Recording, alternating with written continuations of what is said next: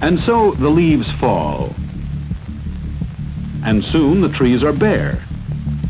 But in the woods and along the streets, the leaves, now dead and brown, crackle and rustle as the wind drives them everywhere. I think it might be cool to take a bunch of pictures of leaves of all different shapes and sizes, and then put all of those frames on a timeline and animate them so it looks like the leaf is growing. The first step is to find some leaves, which shouldn't be too hard because it's fall, and the leaves literally fall off the tree, so you don't have to go and jump and get them. Here's a good one. It's such a conundrum because the pristine leaves are still on the tree and the shitty leaves are the ones on the ground. I found a good tree that puts out some nice leaves. The trick is not getting any shadows across the leaves. All right, this is a nice leaf. Sometimes I'll stand like this so I don't shoot my feet.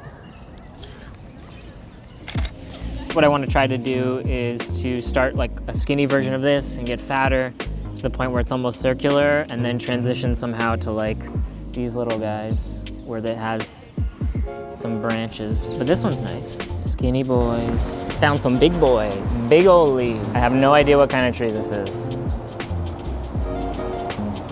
I'm gonna say deciduous.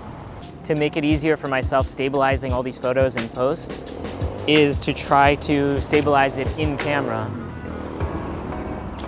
I'm picking two different crosshairs in my camera and trying to line it up with the stem of the leaf and then the very tip of the top of the leaf. This not only lines up the center point, but also the scale of the leaf and the rotation.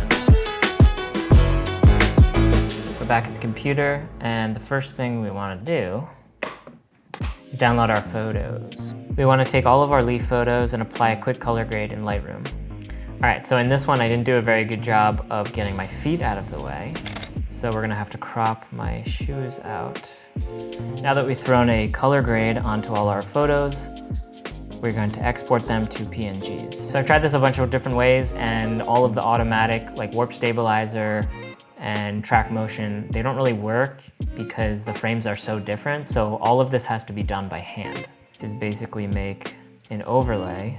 Then comes the really tedious process of manually going in and stabilizing each photo frame by frame. Essentially, we have to put them in the correct order now. You play it back, see if that was smoother or not smoother. If it's smoother, you leave it. If it's not smoother, you either have to revert back to what it was, or you have to kill frames. You spend so much time going out and shooting all these photos and then resizing each one and then putting it in the correct sequence. And then you realize you have to kill it, which is never fun. I think I found one. That is a nice leaf.